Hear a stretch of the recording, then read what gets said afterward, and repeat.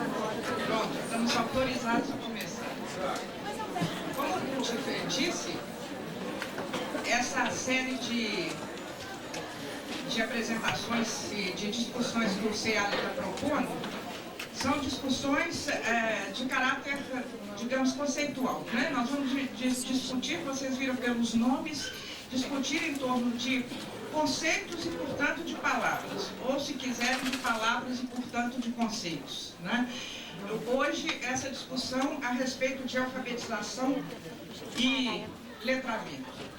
Bom, no primeiro momento, eu gostaria que a gente desse um passeio por palavras desse campo semântico, né? Palavras relacionadas com letramento e alfabetização, palavras que nós já conhecemos, exceto letramento. Acho que letramento ainda é uma palavra um pouco desconhecida ou mal entendida, ou ainda não plenamente compreendida pela maioria das pessoas, porque é uma palavra que entrou na língua há muito pouco tempo, como eu vou voltar a dizer agora mesmo. Endereço completo. Bom, aí vocês têm as palavras alfabetização e letramento em vermelho, né, que são as palavras nas quais nós vamos focar aqui, mas essas outras, alfabetizar, alfabetizado, analfabetismo, analfabeto, letramento, ligado a letramento, letrado e iletrado, e essa mais, menos familiar, alfabetismo, que é a que está ali embaixo. Nós vamos ficar no escuro, Joel? Não precisa, o projetor dispensa a escuridão. Pode acender. Aí.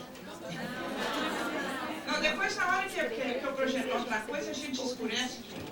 Só aqui na frente, tá, Isabel?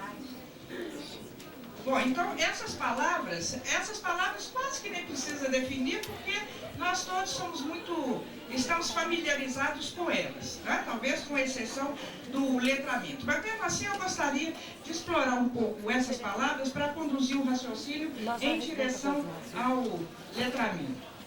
Nessa outra transparência,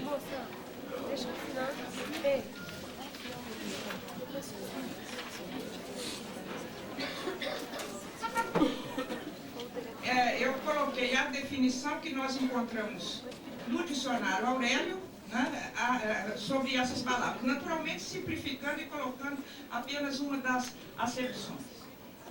Então, analfabetismo é definido como estado ou condição, e eu chamo a atenção para essas palavras. Se o reto projetor não estivesse tão longe, eu ia grifá-las ali, ó.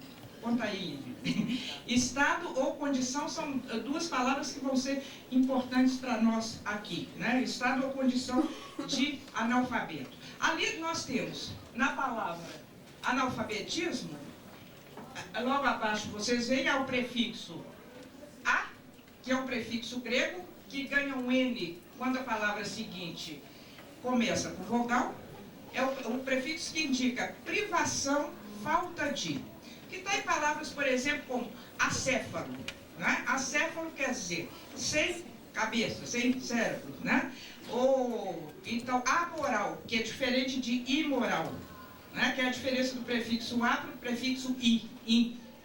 Amoral é o que não tem moral, que é privado de moral, que é diferente de imoral, que é aquele que é contra a moral. Então esse prefixo a significa privação de. Portanto, ali na palavra analfabeto, analfabetismo, né, nós temos esse prefixo a, que significa falta de, privação de. E analfabeto é aquele que é privado do alfabeto. Aqui falta o alfabeto, né? Ou seja, como diz lá o Aurélio, que não conhece o alfabeto, que não sabe ler e escrever. Ao pé da letra significa aquele que não sabe nem o alfa nem o beta. A alfa e beta são os nomes das primeiras letras do alfabeto, o A e o B, né? Que não conhece nem o alfa nem o beta, é o analfabeto. No analfabetismo, que é o substantivo, nós temos esse sufixo ismo, que significa modo de proceder. Outros exemplos: heroísmo é um modo de proceder como herói. servilismo, um modo de proceder como servo, né? Então, analfabetismo, um modo de proceder como analfabeto. Ou seja, analfabetismo é um estado, uma condição, um modo de proceder daquele que é analfabeto. Estou insistindo nisso porque isso vai nos ajudar depois a chegar ao conceito de letramento. No alfabetizar, nós temos o alfabeto, mais o sufixo izar, que é o sufixo que significa tornar, né? Fazer com que. Por exemplo, industrializar, tornar industrial. Civilizar, tornar civil, né? Ou suavizar, tornar suave. Então, alfabetizar, tornar alfabeto, né? Ou tornar o indivíduo capaz de ler e de escrever. E daí vem a alfabetização, né? Que tem, então, o alfabeto, mais o sufixo izar, tornar alfabeto ou alfabetizado, e mais o são, que é um sufixo que forma substantivos e que indica ação, né? Tais como em palavras como traição, ação de trair, né? Nomeação, ação de nomear. Alfabetização, ação de alfabetizar. Alfabetizar, tornar alfabeto, que é uma palavra que nós não temos, e aí daqui a pouco nós vamos discutir como é interessante esse fenômeno na língua. Nós temos analfabeto, todo mundo fala analfabeto com a maior tranquilidade, mas o contrário de analfabeto nós não temos, quer dizer, nós temos a palavra negativa, mas não temos a palavra positiva, né? E a gente vai voltar a isso. Bom, nesse campo dessas palavras que nós todos conhecemos, sabemos qual é o sentido, surge letramento, essa palavra estranha, né, que eu já digo desde já que eu gosto muito pouco dela porque acho feia, mas enfim, nós vamos ver como ela surgiu e que outras alternativas nós teríamos em lugar de letramento. Volta a primeira transparência e mostra o letramento que está lá, para nós voltarmos ao letramento. Nós conhecemos as duas palavras que estão abaixo,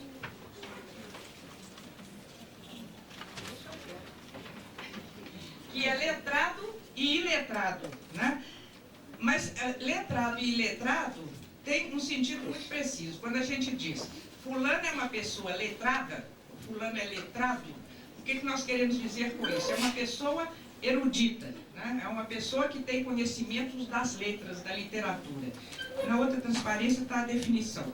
Como o iletrado é um indivíduo que não tem letras, no sentido que não tem conhecimentos literários, que não é uma pessoa erudita. No Aurélio nós encontramos isso.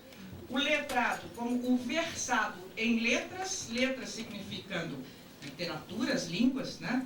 Erudito. E é no iletrado, de novo, no negativo, é que aparece o sentido, além de aquele que não tem conhecimentos literários, aparece também o analfabeto ou quase analfabeto. Quando a gente diz, por exemplo, fulano é um iletrado, né? O que nós não queremos dizer propriamente, não é uma pessoa que não sabe ler e escrever, é uma pessoa que sabe pouco, né? Que conhece pouco, sobretudo na área das letras, da literatura, etc. Então, aí eu já previno que os adjetivos letrado e iletrado têm um sentido que não está relacionado com o sentido que se está atribuindo a letramento. Então, nós temos aí um problema na língua portuguesa que nós vamos ter que resolver em breve, que é descobrir que adjetivos nós vamos usar para designar a partir de letramento. Eu volto a isso também para depois ficar mais claro. É uma palavra que não sei, eu estou falando de definições do Aurélio, mas o letramento, se vocês forem lá no dicionário Aurélio, não está. Né? Se alguém já procurou letramento em dicionários, certamente não encontrou. É uma palavra que ainda não está dicionarizada. E por que ela não está dicionarizada? Porque ela tem um surgimento muito recente. É interessante porque essa é uma palavra na língua que a gente pode datar. A gente pode dizer, quando é, que ano foi que essa palavra apareceu na língua? Parece que nós podemos datar o ano em que essa palavra entrou na língua. Porque se a gente vai olhar a literatura da área sobre a questão da leitura e da escrita, nós vamos encontrar pela primeira vez a palavra letramento num livro que é de 1986, que é esse livro que a maioria deve conhecer, da Mary Cato, se chama No Mundo da Escrita, uma perspectiva psicolinguística. Esse é o livro que pela primeira vez usou, de passagem, rapidamente, a palavra letramento, sem nem mesmo definir o que ela queria dizer, mas é aí que ela aparece a primeira vez, numa frase que é a seguinte: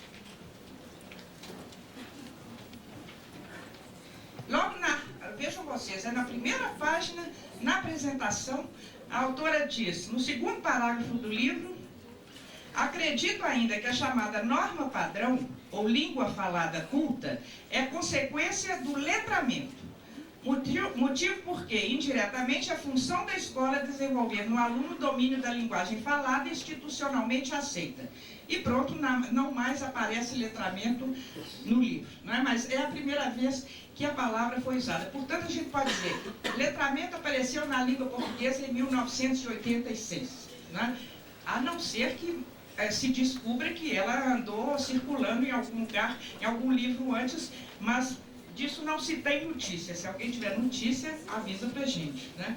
Na verdade, essa palavra aparece num dicionário de língua portuguesa há um século atrás, né? E quando ela aparece há um século atrás, no dicionário do Caldas Aulete, ela já aparece indicada pelo dicionarista, pelo Caldas Aulete, como palavra antiga ou antiquada. Palavra já fora de uso há um século atrás. E com sentido que não é esse que nós estamos dando a palavra agora. É com sentido, letramento significava a mesma coisa que escrita, né?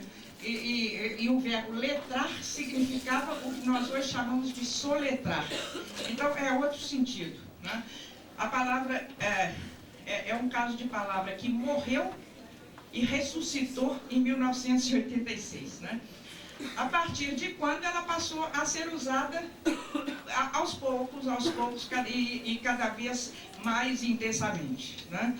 Nós estamos assistindo com relação a essa palavra e, portanto, ao fenômeno que ela designa, algo que é atual, recente, entre nós. E que nos dá um belíssimo exemplo de como é bonita essa coisa da língua, né? Como a língua é realmente algo vivo que vai morrendo e nascendo conforme os fenômenos sociais e culturais vão ocorrendo. A palavra depois aparece 2 anos depois, em 1988, nesse livro que talvez tenha sido o livro que lançou realmente a palavra no mundo da educação, porque a autora aqui tem páginas definindo o que é letramento e distinguindo o letramento de alfabetização. É um livro interessante, Adultos Não Alfabetizados, o avesso do avesso, Leda Verdiane Tifune, que é uma professora da USP de Ribeirão Preto, da Psicologia da USP de Ribeirão Preto, e que faz um estudo sobre o modo de falar e de pensar de adultos analfabetos. E ela tem toda a primeira parte teórica, em que ela, vejo aqui, letramento, vejam não, eu boto o dedo, vocês podem confiar que aqui está escrito letramento, e ela escreve algumas páginas sobre letramento, e outras páginas sobre alfabetização, e outras páginas sobre escrita, etc. Hein? A editora é a Pontes, de Campinas. Bom, mais recentemente a palavra já se tornou mais usada, mais comum, já aparecendo em títulos de livros, né? Por exemplo, esse livro aqui, que se chama Os Significados do Letramento. É uma coletânea de textos organizada pela Angela Kleiman, que é uma professora da Unicamp, e é um livro de 1995, ou seja, de 2 anos atrás. Mas eu acho que é a primeira vez que o letramento aparece como título de um livro. No título de um livro, já em 95, editora Mercado de Letras, que também é de Campinas. E esse outro, que de novo traz, do mesmo ano, 95, da mesma Leda Verdiane Tifune, daquele dos adultos não alfabetizados, que se chama também Letramento e Alfabetização. O que ocorre, esse aqui é da Cortez. O que ocorre, se a gente for examinar essa bibliografia e outros que estão trabalhando com o conceito e a palavra letramento, é que ainda não está claramente definido o que se está entendendo por isso. Aí eu vou deixar claro para vocês que a definição que eu vou dar aqui é uma proposta minha, de conceito de letramento, né? Que é, de certa forma, diferente da proposta da Ursula Kleiman, e que é diferente da proposta da Leda Bertiani Tifuni, em alguns aspectos que eu posso apontar, vou apontar para vocês. Mas caminhando então na busca de esclarecer o que quer dizer esse tal de letramento. Talvez seja bom a gente pensar o seguinte: por que será que aparecem palavras novas na língua? O que é que faz que a língua de repente precisa de uma palavra da qual ela nunca precisou? Nós vivemos séculos muito tranquilos sem letramento. Aí a partir dos anos 80, fim dos anos 80, nós começamos a precisar dessa palavra, inventamos essa palavra letramento. Por que será que isso ocorre? Bom, na língua sempre aparecem palavras novas quando fenômenos novos ocorrem.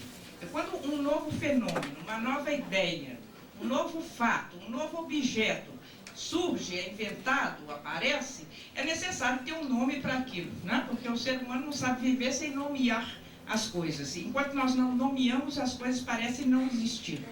Então, as palavras novas surgem por isso. E nós podemos dar uma série de exemplos, né? Por exemplo, hoje em dia se fala com muita frequência em globalização, né?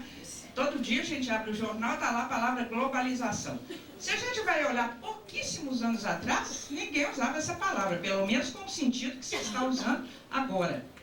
Por que surgiu globalização? Porque surgiu um fenômeno novo na economia mundial, né? E foi preciso dar um nome a isso, então surge a palavra nova. Para exemplos mais familiares a nós, né? A palavra televisão. A palavra televisão surgiu nos anos 50 entre nós, porque foi nos anos 50 que apareceu essa coisa nova, então nova, que era a televisão. Surge, é preciso dar um nome a isso, né? Ou ligado ao uso do computador, há uma série de palavras que estão entrando na língua, né, que não existiam antes. Por exemplo, micreiro, né? Você é micreiro? Eu sou micreira. Significa pessoa que é agarrada lá no micro e não sabe viver sem ele mais, né? Essa palavra não existia. Se há alguns poucos anos atrás a gente falasse micreiro, ninguém sabia de que se estava falando, né?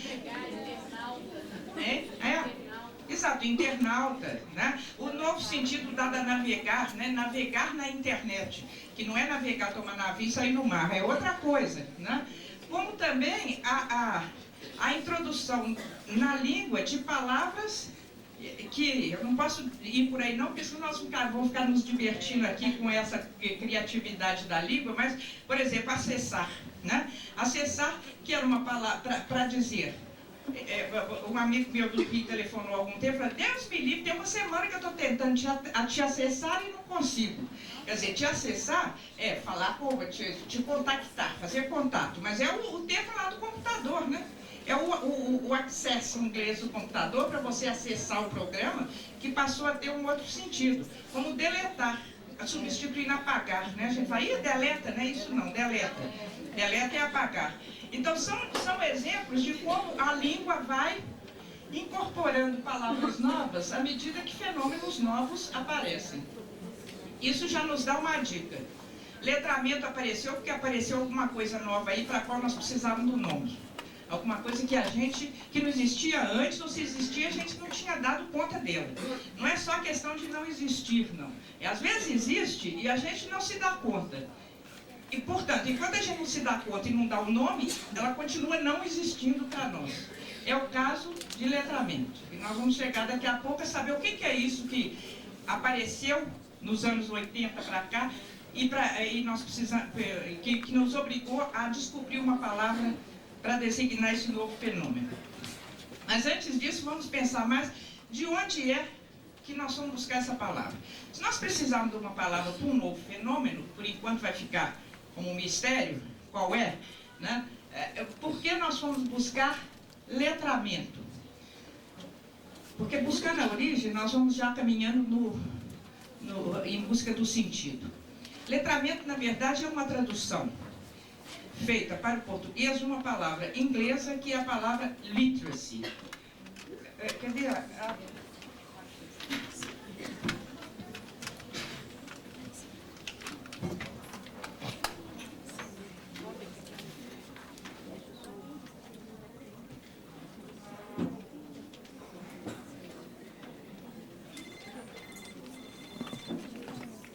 essa palavra literacy em inglês? Vocês estão percebendo aí o nosso letramento, né? Traduzido, de certa forma, desse aí, né? Que é a palavra litera, do latim, significa letra. Então, o inglês preferiu usar a forma latina, litera. Nós pegamos a forma portuguesa de litera, que é letra. Letra, em português, vem do latim litera, né? E o sufixo si, esse CY aí, que no inglês é um sufixo usado para denotar qualidade, ou condição, ou estado. Como numa palavra como innocency, de a nossa inocência, né? Quer dizer, o estado de quem é inocente, é inocência, né? Então esse sufixo CY é isso. Portanto, o dicionário inglês, o Webster, define literacy como a condição de ser letrado, the condition of being literate, com uma observação. Em português não dá para a gente traduzir isso por a condição de ser letrado, porque letrado tem aquele outro sentido de que nós já falamos, que não é o sentido que tem em inglês. Em inglês, o sentido de letrado é... Sobe aí, Lília. É como o dicionário... Olha, vejam como o dicionário em inglês traduz literate. É educado, particularmente capaz de ler e de escrever. Então é uma pessoa que tem um nível bastante razoável de leitura e de escrita. Essa pessoa é chamada de literate. E o literacy designa a pessoa que é literate, ou seja, o que vem a ser o literacy? É o estado ou condição daquele que aprendeu a ler e escrever e que vive em estado de quem aprendeu a ler e escrever. Estão entendendo qual é a diferença entre aprender a ler e escrever? Eu sei ler e escrever. Bom, saber ler e escrever faz de mim uma pessoa diferente. Eu não sou a mesma depois que eu aprendo a ler e escrever, se eu vivo no mundo letrado, se eu faço uso da leitura e da escrita, se eu... escrevo, se eu leio coisas diversas e sei fazer isso, né? Sei usar a leitura e a escrita, e uso a leitura e a escrita. Então eu vivo num estado ou numa condição de quem sabe ler e escrever. Por isso essas palavras são importantes, né? Estado, condição, porque não é só a pessoa adquirir a tecnologia de ler e de escrever. Adquirida a tecnologia, ela passar a ser uma outra pessoa, né? E aí, subjacente a essa ideia, está o conceito de que quem aprende a ler e escrever e passa a usar a leitura e a escrita, né, sofre modificações de diferentes tipos. Modificações sociais. Socialmente a pessoa já não é a mesma, né? Porque ela tem outra condição social, não falo de nível social nem de classe social não, é de vivência social, quando ela sabe ler e escrever. Traz consequências culturais, traz consequências cognitivas, ou seja, a pessoa que aprendeu a ler e escrever, ela passa a ter uma forma de pensar que é diferente da forma de pensar de quem não sabe ler e escrever.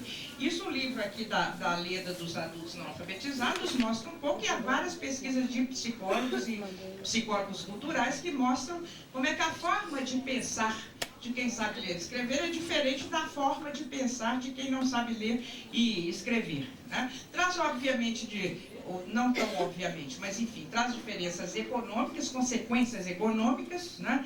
E consequências linguísticas também, porque esse é outro aspecto interessante. Pesquisas já mostraram que a pessoa, o analfabeto, fala de forma diferente antes ou depois de ser alfabetizado. Ou seja, pesquisas que fizeram estudo da língua oral de analfabetos. Aí esses analfabetos foram alfabetizados, aprenderam a ler e escrever.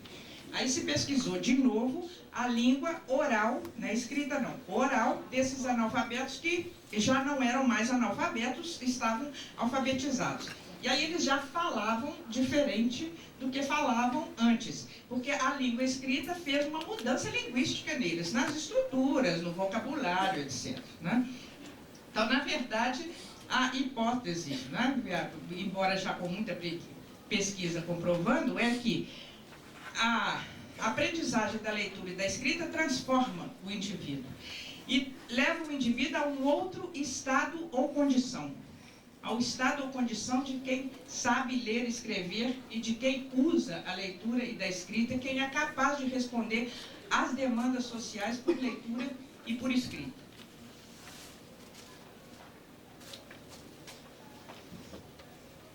Bom, nisso nós chegamos então na palavra letramento, né? Como eu disse, tradução do literacy em inglês, que no nosso caso é letra mais mento. E esse sufixo é importante, porque o sufixo mento em português é um sufixo que indica resultado de uma ação. Por exemplo, quando a gente diz ferimento, é resultado da ação de ferir, é o resultado da ação de ferir. Né? Portanto, letramento é o resultado da ação de letrar, entendido letrar como alfabetizar. É o resultado de uma ação, o letramento. E que ação é essa? É a ação de ensinar, de aprender a ler e escrever. Vê uma... a definição aí. Levanta um pouco aí. Se vê. Então, letramento, a gente pode definir, finalmente chegando à definição, como resultado. Então, eu grifei a palavra resultado, né, porque não é o processo, vejam que alfabetização é o processo de aprender a ler e escrever, né, o processo. Lembra do sufixo izar, que está presente em alfabetização, que significa tornar, transformar. Então, em alfabetização é o processo de aprender a ler e escrever. Letramento já é o resultado. É o resultado daquela ação de alfabetização, da ação de ensinar a ler ou de aprender a ler e escrever. Ou melhor, é o estado ou a condição que adquire aí ou um grupo social ou um indivíduo como consequência de ter se apropriado da escrita. Então, eu quero discutir alguns termos aí. Primeiro, esse ter se apropriado da escrita, que é diferente de ter aprendido a ler e escrever. Né? Aprender a ler e escrever é adquirir a tecnologia. Codificar, decodificar. Apropriar-se da escrita é tornar a escrita própria. Né? Ou seja, aquilo passar a ser propriedade da pessoa, a pessoa usa, domina a leitura e a escrita. Então, a consequência desse apropriar-se da escrita é a pessoa, no caso, pensando na pessoa, ou grupo social, se pensarmos em termos de um grupo, né, adquirirem um estado ou uma condição diferentes. O estado ou condição de quem se apropriou da leitura e da escrita, que é diferente do estado ou condição do grupo social ou do indivíduo que não se apropriou da leitura e da escrita. Então, se nós, para pensar um pouco em termos de grupo social, um bom exemplo é a gente pensar em... Frequentemente nós estamos vendo aí que o problema das nossas tribos indígenas, né? Tribos indígenas que são ágrafas, ou seja, povos sem escrita, né? E aí se começa a pensar em alfabetizar os índios, né? E isso significa muito mais do que simplesmente dar a eles uma tecnologia de leitura e da escrita. Significa mudar o estado ou condição daquele grupo, que passa a ser um outro grupo cultural, um outro grupo social, um outro grupo político, um outro grupo linguístico, um outro grupo psíquico, né? Porque todas essas alterações serão feitas quando um grupo social se apropria da leitura e da escrita. Daí a grande diferença entre alfabetização, ou alfabetizado, e letrado. Aí é que esse é o adjetivo que nós vamos precisar, né? E aí vamos ficar atentos para ver o que é que a língua vai inventar como adjetivo para letramento, né? Porque nós não temos ainda. A gente tem para alfabetização, o alfabetizado. Mas alfabetizado não é o letrado, né?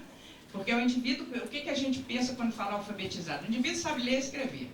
Agora, o que a gente pensa quando diz um indivíduo que vive em estado de letramento, ou indivíduo letrado? É um indivíduo que não só sabe ler e escrever, mas que usa a leitura e a escrita, que faz os usos sociais da leitura e da escrita, que responde adequadamente aos usos sociais da leitura e da escrita. Há um poema, que é um poema em inglês, que eu fiz aqui uma tradução bastante livre, porque eu acho muito significativo do que é letramento, né? No inglês é um poema que foi escrito por uma estudante que estava num programa de leitura, né?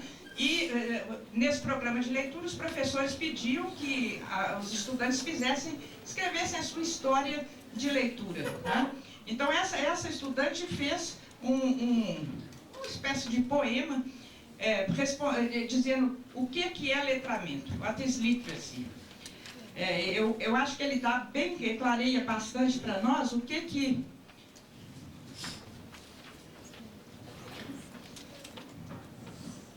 Então, o que é letramento? A tradução tá feia, viu, gente? Mas, enfim. Letramento não é um gancho em que se pendura cada som pronunciado, né? O que é isso? Isso é alfabetização, né? Você tem, cada som pronunciado, você tem que pendurar num gancho, que é a letra lá que você vai escrever no papel. Então, letramento não é isso. Não é treinamento repetitivo de uma habilidade, nem um martelo quebrando blocos de gramática. Letramento é diversão. É leitura à luz de vela ou lá fora à luz do sol. São notícias sobre o presidente, o tempo, os artistas da TV e mesmo sobre Mônica e Cebolinha nos jornais de domingo. É uma receita de biscoitos, uma lista de compras, recados colados na geladeira, um bilhete de amor, telegramas de parabéns e cartas de velhos amigos. É viajar para países desconhecidos sem deixar sua cama. É rir e chorar com personagens, heróis e grandes amigos. É um atlas do mundo, sinais de trânsito, caças ao tesouro, manuais, instruções, guias e orientações em bulas de remédio para que você não fique perdido. Letramento é, sobretudo, um mapa do coração do homem, um mapa de quem você é e de tudo que você pode ser. Vejam que é muito mais do que alfabetização, né? Em inglês ele é mais bonito, viu? Essa tradução está feiosa. Mas vejam que na primeira estrofe, a menina está se referindo à alfabetização, né? É esse gancho que a gente vai ensinando às crianças ou aos adultos, né? A pendurar cada som num gancho, né? É treinamento repetitivo e não tem muito jeito de não ser, não. De uma forma ou de outra, o menino tem mesmo que aprender que tal fonema, tal grafema, por esse caminho ou por aquele, né? É isso que precisa aprender. E quebrar blocos de gramática também, né? Então, na primeira estrofe, letramento não é isso. Nós quisermos dizer, talvez a alfabetização seja isso. O que, no fim, eu vou tentar discutir mais pedagogicamente como é que nós podemos alfabetizar letrando, ou como é que nós devemos alfabetizar letrando, né? Se vocês me permitem o uso desse verbo. Na segunda estrofe, letramento é diversão. É leitura à luz de vela ou lá fora à luz do sol. Ou seja, é prazer, é diversão, é lazer e é prazer. E não é forçosamente dentro da escola, né? É à luz de vela ou é lá fora, à luz do sol. Não é algo que seja escolar como a alfabetização é. A alfabetização é escolar, né? Seja para adulto, seja para criança, é alguma coisa institucional e escolar. O letramento não, o letramento é lá fora. Depois, na terceira estrofe, vejam as várias funções que o letramento tem, os usos sociais da leitura e da escrita, né? Para que serve a leitura e a escrita? Para a gente ter notícias sobre o presidente, né? O deles lá e o nosso aqui, né? Também. O tempo, né? Notícias sobre o tempo, sobre os artistas da televisão, né? Pelo que você lê na revista, pelo que você lê na televisão, porque a televisão também se lê. E mesmo a história em quadrinhos, né? Mesmo sobre Mônica e Cebolinha nos jornais de domingo. Então, são as funções de lazer, vejam diferentes gêneros. Gênero jornalístico é o gênero da história em quadrinho, a função informativa, né? Todos esses usos sociais da escrita.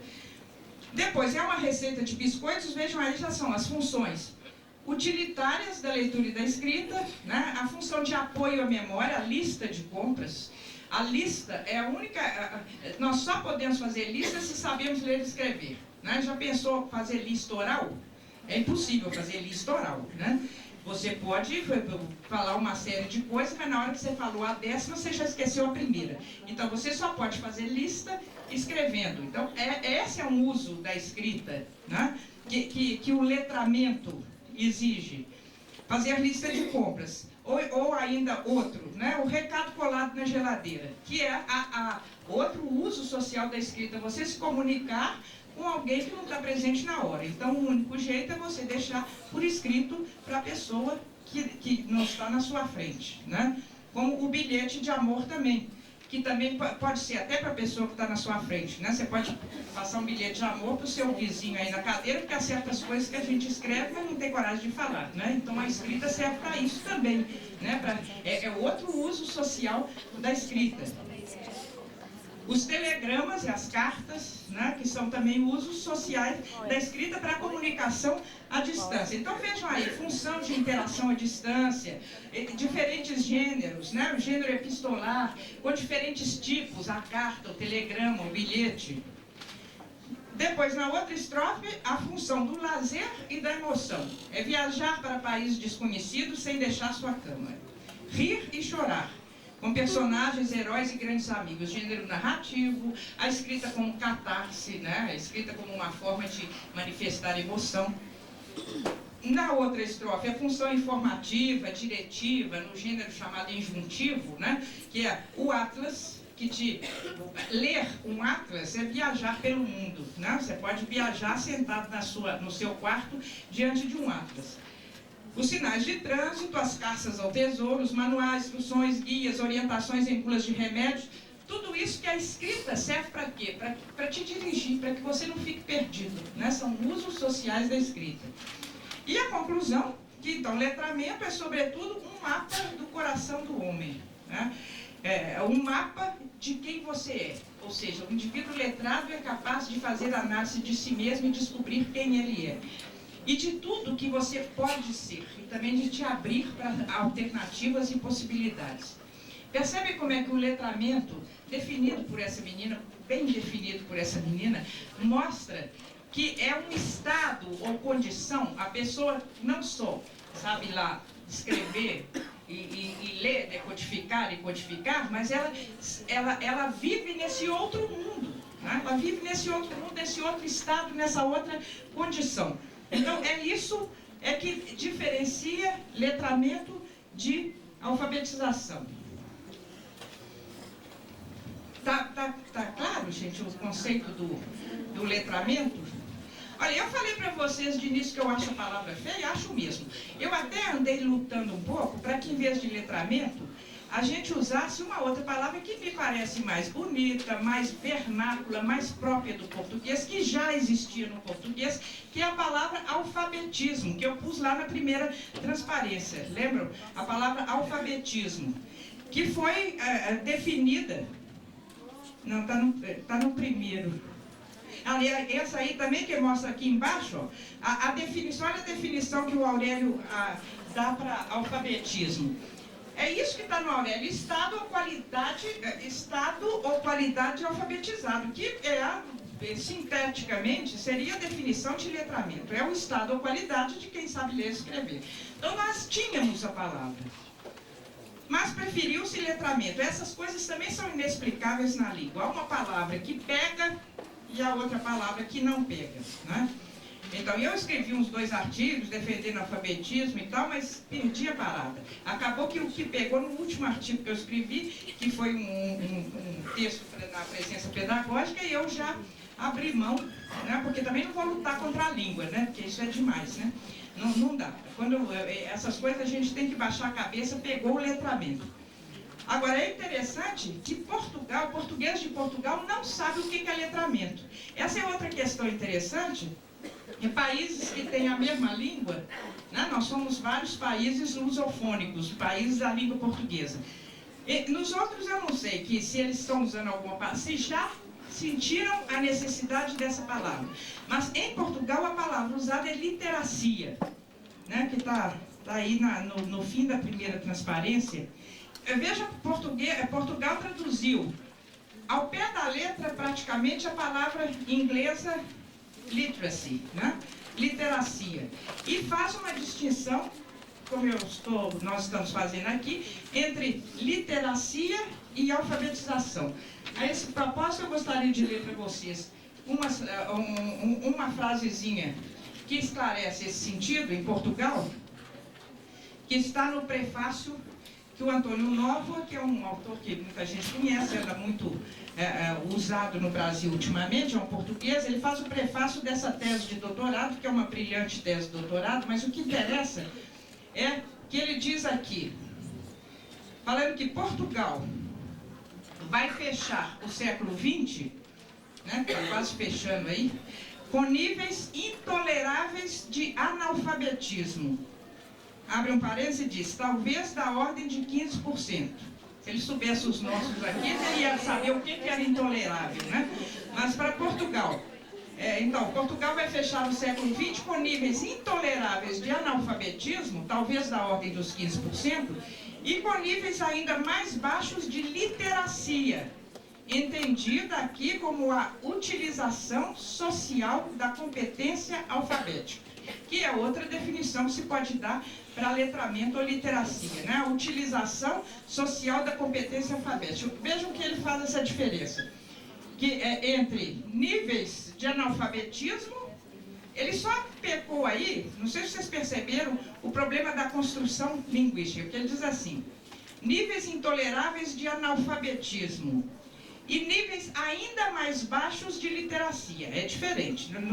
Os níveis de literacia não são ainda mais baixos que o de analfabetismo, é o contrário. Os índices de analfabetismo são altos, 15% é muita coisa, né? E os níveis de literacia são muito baixos. Ou seja, estão vendo que a gente pode ter um nível de analfabetismo X. O Brasil tem, diz o censo, né? Agora mesmo vou dizer como é que é para desconfiar disso, mas diz o censo que nós temos 20%, 19% de analfabetos, de taxa de analfabetismo, é alto. E o nosso nível de literacia ou de letramento é baixo, né? Então você tem analfabetismo alto e letramento baixo, entendeu? Quase que quanto mais alto é um, mais baixo é o outro, né? Mas o que interessa aqui é ver um exemplo de Portugal usando literacia, né? E contrapondo literacia ao analfabetismo. Outro exemplo interessante é que também na França a palavra é bastante recente. A França sempre usou analfabetismo como nós usamos analfabetismo, né? Analfabeto, etc. Nos anos 80, há um dicionário recente que apresenta pela primeira vez a palavra iletrisma com esse sentido nosso de iletrado, nosso não, dos americanos, né? Esse sentido de que, além do problema do analfabetismo, tem-se também o problema do iletrismo, ou seja, dos indivíduos que sabem ler e escrever, mas não fazem uso, não sabem fazer uso social da leitura e da escrita. Isso na França também é dos anos 80, então a gente está em boa companhia, né? O que é diferente do inglês. Já no inglês também, se a gente vai olhar a datação dessas palavras, há um fenômeno interessante, que é interessante para nós também, porque vejam, Desde a época da colônia, nós usamos na língua portuguesa analfabetismo. Tanto que ninguém estranha quando você fala analfabetismo, analfabeto, taxa de analfabetismo, né? Isso para nós é normal. Então nós usamos há séculos o negativo, com aquele tal prefixo a, de privação de. E o positivo a gente não usa, né? É como se a gente usasse, durante séculos, infiel sem usar fiel, né? Então é usar analfabetismo sem usar o alfabetismo. A mesma coisa aconteceu na França. A mesma coisa aconteceu no inglês, porque a palavra, essa literacy que eu mostrei para vocês, no inglês, ela só aparece no fim do século XIX. A primeira vez que ela aparece registrada em dicionário é no fim do século XIX. Enquanto que illiteracy está em dicionário do século XVII. Desde 1600, meados do século XVII, já o inglês usava illiteracy. Mas só foi precisar de literacy, do contrário, no fim do século XIX. Significa que nós estamos só com um século de atraso em relação aos países de língua inglesa, né? Eles foram precisar disso no fim do século XIX, nós vamos precisar disso agora no fim do século XX, né? Agora, isso nos leva a pensar o seguinte, voltar àquela ideia. Por que só agora nós vamos precisar dessa palavra letramento? Por que os países de língua inglesa, Grã-Bretanha e Inglaterra, né, que eu estou me baseando em dicionário de língua inglesa, Inglaterra, né, Grã-Bretanha. Não sei nos Estados Unidos exatamente como é que terá sido isso, mas há de ser semelhante. Por que o negativo, o analfabetismo, aparece muito antes do alfabetismo? Por que só agora, no fim do século XX, né, a partir da segunda metade dos anos 80, é que nós vamos precisar dessa palavra letramento? Então, como eu disse antes, as palavras novas aparecem quando aparecem novas ideias, novos fenômenos, né?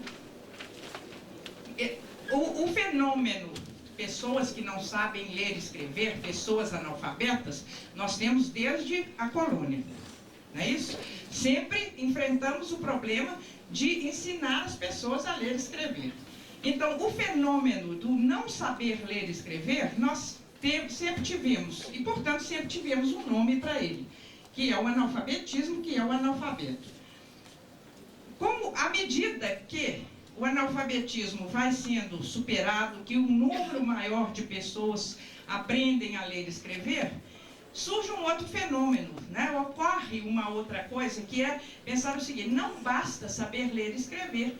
As pessoas aprendem a ler e escrever, mas depois não leem nem escrevem, né? Não leem um livro por ano, né? Não sabe escrever, tem que fazer um ofício pedindo alguma coisa, não sabe fazer, tem que preencher um formulário, não sabe preencher. Então, atentar para esse fenômeno vem só depois que você resolveu, pelo menos minimamente, o problema do analfabetismo. Aí surge o problema de que é preciso mais do que saber ler e escrever. É preciso que as pessoas também façam uso da leitura e da escrita e tenham condições de fazer uso da leitura e da escrita. Então, vejam que é o desenvolvimento social, cultural, econômico, político, que faz emergir uma outra necessidade, um outro fenômeno, e aí a gente precisa dar um nome a ele, né? Quando o nome surge, é porque um novo fenômeno surgiu.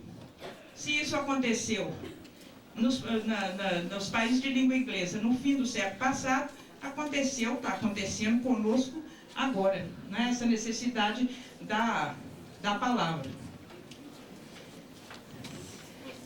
Bom, um outro ponto que eu gostaria, agora mesmo eu deixo vocês perguntarem e dou um pouco de descanso nessa falação minha. Mas um outro aspecto que vem daí, né, é pensar na complexidade e na variedade desse novo fenômeno que nós estamos chamando de letramento, ou literacia, ou alfabetismo. Ainda tem esperança que a gente arranje um outro nome em vez desse letramento. Por quê? Porque isso, vejam que depende, né, esse fenômeno letramento depende de vários fatores, né? Depende, primeiro, de que haja condições para que haja letramento. O que eu estou chamando de condições para que haja letramento? Oferta de escolarização. Vejam que o fenômeno só emergiu e passou a precisar de um nome à medida que o acesso à escolaridade se ampliou. Então você teve mais pessoas sabendo ler e escrever e, portanto, você começou a aspirar por mais coisas, um pouco mais do que simplesmente ensinar a ler e escrever, né? Mas é preciso que haja oferta de escolarização, é preciso que haja disponibilidade de material de leitura. Isso ocorre muito nos países do terceiro mundo, ocorre conosco. Ensina-se as crianças e os adultos a ler e a escrever, mas depois eles não têm nada para ler e para escrever, porque não há material posto à disposição, né? Não há livrarias, né? O preço dos livros é inacessível, quer dizer, o povo brasileiro tem que escolher entre comprar a revista Veja ou comprar 1 ou 2 litros de leite. A opção não existe, né? Você vai comprar o leite, não vai comprar a revista Veja ou a revista Isto É. Então, o preço dos livros, o número restrito de livrarias. É incrível nós pensarmos que nesse país deste tamanho, nós temos menos livrarias do que tem o Quartier Latin em Paris, que é um quarteirão, um bairro de Paris, né? Um conjunto de... um pedaço da cidade de Paris, né? Tem mais livrarias do que nós temos no país inteiro, né? A gente conhece esse país, sabe que você passa por cidades e cidades e cidades e cidades, é que você não tem uma livraria. De bibliotecas nem se fala. Então, como é possível letramento num país como esse? O letramento depende de que haja acesso ao livro, condições de acesso ao livro, né? Condições sociais da população, para que haja letramento. Daí o fracasso das campanhas de alfabetização, né? Porque as campanhas de alfabetização seriam campanhas que alfabetizam, mas em seguida devem fazer que as pessoas fiquem imersas no letramento, num ambiente, aquilo que a Emília Ferreira fala, ambiente alfabetizador, para que as crianças aprendam a ler e escrever. Nós temos que falar com um ambiente de letramento para que as pessoas possam entrar no mundo do letramento. E o que é um ambiente de letramento? É um ambiente que as pessoas tenham acesso à leitura e à escrita, tenham acesso aos livros, tenham acesso às revistas e aos jornais, né? Tenham livrarias, tenham bibliotecas e vivam em tais condições sociais que a leitura e a escrita têm função para elas, né? E quando ela não tem função, é impossível o letramento. As campanhas de alfabetização fazem muito isso. O célebre exemplo, né, do fracassado Mobral foi isso. É um fenômeno, acho que o único no mundo, no que ocorreu no Brasil com o Mobral, que foi a desalfabetização das pessoas, né? Pessoas que aprenderam a ler e escrever e que 1 ano depois já não sabiam ler e escrever mais. Por quê? Porque não tiveram uso para aquilo. Não tinham que ler, né? Não tinham que escrever, não se demandava a elas leitura e escrita. Então, não aprenderam a ler e escrever, mas não se tornaram letradas. Não é isso? O que é diferente de campanhas em outros países. Eu acho que um exemplo interessante é o exemplo de Cuba, né? Porque Cuba é aqui no momento da Revolução, no início dos anos 60, fez uma campanha de alfabetização corajosa, violenta, que realmente alfabetizou todo o país em algum tempo, mas não se satisfez com isso, né? Produziu aos montes material de leitura que era levado aos mais longínquos rincões daquele país, né? Qualquer alto de morro, qualquer vilazinha de Cuba recebia livros para dar continuidade à campanha de alfabetização, né? Então, é um povo que é alfabetizado e letrado, que vive em estado de letramento, né? O que não ocorre entre nós, né? Agora, outro aspecto que é complicado também é que a gente fala letramento, parece que é uma coisa só. Mas aí eu falei da complexidade do conceito, né? Porque só se a gente for pensar o que é ler, o que é escrever, quantas habilidades estão envolvidas nisso, né? Ler é desde o decodificar sílaba por sílaba, até ler a teoria da relatividade do Einstein. Isso tudo é ler, né? E o indivíduo pode dar conta de ler Sabrina, mas não dá conta de ler a teoria da relatividade. Então você vai dizer que é letrado, não é letrado, que tipo de letramento é esse? O indivíduo pode dar conta de escrever um bilhete, mas não dá conta de escrever uma tese de doutorado, né? Então são diferentes tipos de letramento, dependendo do quê? Das necessidades, das demandas ao indivíduo, do contexto social, do contexto cultural, né? Então é difícil isso ter repercussões graves para a escola, né? Como eu quero terminar com isso, sem resposta, só botando problema, né? Essa diversidade das habilidades de leitura e da escrita, sem considerar a diversidade também do material de leitura, né? Que é ler desde um bilhete até ler uma tese de doutorado, né? Por isso que, e olha aí já os outros países lá vão correndo na nossa frente. Nós estamos aqui pelejando com o letramento, entender o sentido de letramento, etc. Os países de língua inglesa e de língua francesa já estão usando essa palavra no plural, porque já perceberam que não é só o letramento, mas é o que nós devemos entrar nisso no próximo século, letramentos, né? Para vocês verem, eu trouxe 2 livros recentes, né? Esse aqui, vejam o título, né? Linguística social, que já é interessante, uma linguística, não é sociolinguística, nem a sociologia da linguagem, linguística, linguística social. E literacies, no plural, como se nós fôssemos traduzir, ia ser literacias, ou letramentos, né? E na França a mesma coisa, né? Esse livro aqui, que é Iletrisme no plural, com S. Então, o livro trata de diferentes iletrismos, né? Como esse livro aqui trata de diferentes literacias. Ou seja, da mesma forma que eles chegaram à literacia no fim do século passado, e nós chegamos agora, eles agora, nesse fim desse século, estão chegando nos letramentos, quando nós estamos chegando no letramento, né? Daqui um século, no fim do século XX, XXI, a gente chega nos letramentos, né? Mas isso é para alertar para como é complexo esse conceito, não é só dizer. Letramento é o estado ou condição de quem sabe ler, escrever e faz uso da leitura e da escrita, né? Mas o que é isso? Quais são? São tão variados os usos, como nós vimos no poema, né? E como nós vimos na vida diária. Eu tenho um exemplo aqui. Eu queria dar a vocês um exemplo que ocorreu, de certa forma, recentemente, na época das últimas eleições. Talvez vocês tenham acompanhado nos jornais isso, mas é um exemplo muito claro desse conceito de alfabetização e de letramento. Não sei se vocês se lembram de uma questão que surgiu na época das eleições, em 96, o primeiro recorte aqui, que é de 19 de julho de 96, da Folha de São Paulo. Candidaturas são impugnadas após teste de alfabetização. E a notícia diz o seguinte, que o juiz eleitoral de Itapetininga, que é perto de São Paulo, 87 quilômetros a oeste de São Paulo, né, ele impugnou a candidatura de prefeitos e vereadores, de 20 dos 80 candidatos a prefeito e vereador de várias cidades da região de Sorocaba.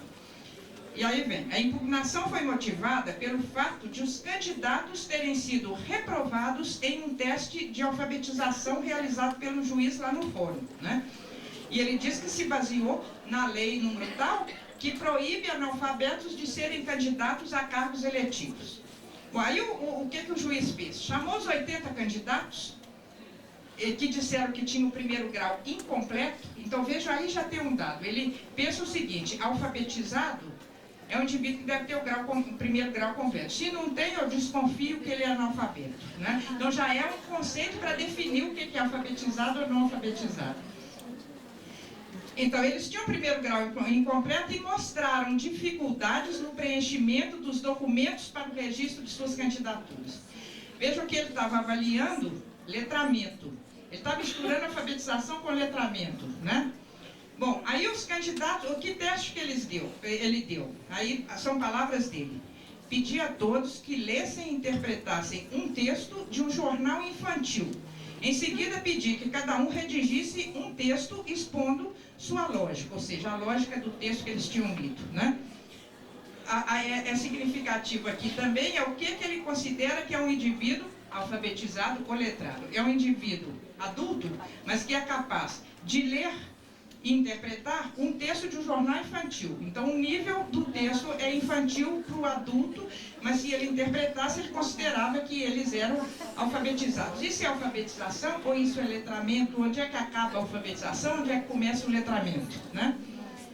E aí ele ainda diz o seguinte: erros gramaticais não foram levados em conta, ou seja, isso não faz parte do letramento nem da alfabetização, pode errar à vontade, né? E diz ele: apenas observei se o candidato tem condições de entender um texto, pois uma vez eleito ele vai ter de trabalhar com leis e documentos. Então vejam um dos usos, e aí ele está pensando o seguinte, ele está pensando o seguinte, que qual é o uso social da leitura e da escrita para um candidato a prefeito ou a vereador? É ler as leis e interpretar as leis. Então, ele será alfabetizado ou letrado se ele der conta de fazer isso. Se ele não der conta de fazer isso, está reprovado, e ele reprovou lá os 20, né? Agora, interessante é que depois o TRE aprovou a candidatura dos reprovados, né? Houve recurso no Tribunal Regional Eleitoral, que voltou atrás na ordem lá do juiz. Reformou a sentença do juiz, considerando que os candidatos tinham rudimentos, entre aspas, rudimentos da alfabetização, e que, portanto, não poderiam ser considerados analfabetos. Para chegar a essa conclusão, os juízes utilizaram a definição do dicionário Aurélio para a palavra analfabeto, a que eu mostrei para vocês aqui agora mesmo, que é, né, analfabeto, que não sabe ler ou escrever. Então, os juízes, eles sabem ler e escrever, né? Então, eles não são analfabetos. O outro lá achou, não, eles são analfabetos porque eles não sabem ler e interpretar um texto de um jornal infantil, né? Porque ele considerava que isso era nível de alfabetização ou de letramento. Então, vejam que é um exemplo de como esses conceitos são complicados, né? E se sobrepõem alfabetização e letramento. Faz a gente pensar também na atual campanha de alfabetização, né? O programa da alfabetização solidária, que quer alfabetizar 45 mil jovens em pouco tempo. Isso vai ser o quê? Nós vamos alfabetizar, isso significa o quê? Nós vamos ensinar a ler e escrever, nós não, eles. Vamos ensinar a ler e escrever, e depois, né, que são essas cidades perdidas no Nordeste, no interior do Nordeste e do Norte brasileiro, que não tem nenhum acesso a livro, jornal, a revista, a coisa nenhuma, né? Então, alfabetizar sem letrar, né? Desse verbo nós vamos precisar também, então vamos começar a usar para ver se pega, né? Apesar de feio, né? Embora de literacia não dá para tirar um verbo, né? Então letramento pode servir, porque pelo menos dá para tirar verbo. Letrar. Bom, isso, para concluir, não vou concluir ainda não. Eu queria dar mais um exemplo também dessa diferença e, sobretudo, para chamar a atenção como é que essas coisas vão mudando ao longo do tempo. Ficou claro que muda ao longo do tempo quando a gente só precisou da palavra letramento agora no fim do século XX. Fica claro como é que nós vamos mudando o conceito se a gente pensa nos critérios para definir quem é analfabeto, quem é alfabetizado no censo, né? A pergunta que no censo se fazia e se faz para definir se a pessoa é analfabeta ou não. Até os anos 40, nas décadas de 40, a pergunta que o agente do censo fazia era se a pessoa sabia assinar o nome, né? Sabe assinar o nome? Sabe. Então está alfabetizado. Vejam que a demanda era que soubesse desenhar o nome, né? E aí os coronéis do interior todo mundo aprender a desenhar o nome para poder votar, porque era alfabetizado no tempo que os analfabetos não votavam, né? Bom, a partir dos anos 40 a pergunta passou a ser outra. Já não é mais, e até hoje, né, a mesma, se sabe escrever um nome. Agora se pergunta, sabe ler e escrever um bilhete simples? Apesar do nonsense da pergunta, porque vejam bem, você pergunta ao indivíduo assim, sabe ler e escrever um bilhete simples? Você tem duas opções. Primeiro, quanto à postura do indivíduo diante disso. O indivíduo pensa lá com ele mesmo. Melhor falar que não. Depois ele tira um bilhete aí, me manda ler, como é que eu faço, né? Sei lá se eu vou. Será que é um bilhete simples? Então ele diz assim, não sei não, e sabe, né? Ou o outro que não sabe, mas fica com vergonha de falar que não sabe, falar, sei, sim senhor. Então a nossa taxa de analfabetismo é calculada desse jeito. Sem levar em consideração que ninguém sabe o que é um bilhete simples, né? Um bilhete simples é o quê? É um bilhete com poucas palavras, sem oração subordinada, com 2 linhas só, com 3 linhas, ou com... O que é um bilhete simples? Bom, é uma pergunta sem pé nem cabeça, mas enfim.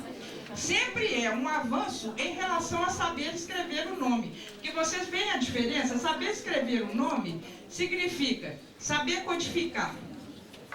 Saber ler e escrever um bilhete simples significa já saber fazer uso social da escrita, né? Porque eu escrevo o bilhete como um uso social da escrita. Eu leio um bilhete exercendo um uso social da escrita. Então já significa uma outra expectativa com relação ao ler e ao escrever, ao alfabetizado ou ao letrado, né?